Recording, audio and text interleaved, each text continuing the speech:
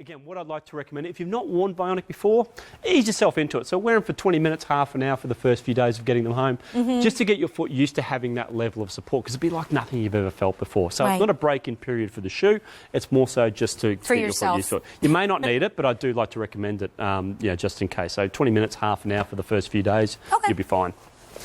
So let's have a look. What are we talking about? We'll talk about the knee this time. I'm just losing track of everything I'm talking about now. So, but here we can see, what the problem is. And it's this hard, flat, unnatural surface, this unforgiving surface. And what's going to happen is the forces of gravity is really going to be pushing this foot over to try and meet the ground, which is creating this misalignment. And where the foot goes, the rest of the body's going to follow. So you'll notice here the lines along Amy's foot are actually going off in one direction, that dot on the knee shooting off in a different direction. So what we need to do is to make sure that this is all nicely aligned, and we do that by putting some support underneath the foot. This is just my hand supporting Amy's foot, but there you can see how everything's nicely aligned. When I let Amy go, there you see those forces just pushing that foot back down. So what we want is, instead of the foot rolling over to try and meet the ground, we want the ground to come up and meet the foot.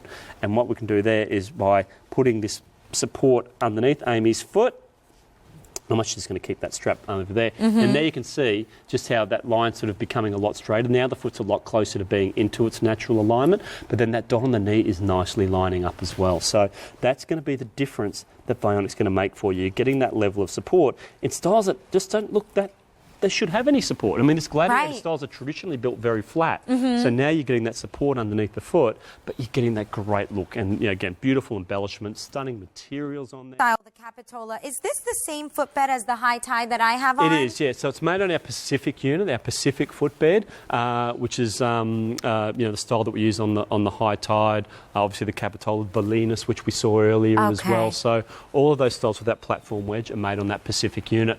And again, we'll talk about the knee this time, because where that foot goes, the rest of the body's going to follow. So you'll notice here the lines we've got along Amy's foot, those lines are shooting off in one direction, that dot on the knee's going off in another direction. They're not being team players, and they need to be. They need to be facing in the right direction, and we do that by making sure that foot's correctly aligned. So there you can sort of see there, with my hand supporting Amy's foot, you can see how that line and that dot on the knee is beautifully aligned there. And when I let it go, there you can see those forces really pushing that foot over to try and meet the ground. It really looks painful. It does. Doesn't matter how many times I see this. It looks like you're hurting Amy. That's right. Look, Amy's never in pain. She's got to endure the bad jokes I make in the green room, but that's the only pain she suffers, right? So she's not in any pain, but there you can sort of see there the difference that's going to make on the alignment. And, it's something we always say that, look, you may not need to have any foot ailments. If you just want comfortable footwear that's supportive and looks good, Vionic's a great option for you to try. Yeah, I agree. And you know what, too? We're not paying an arm and a leg for that technology.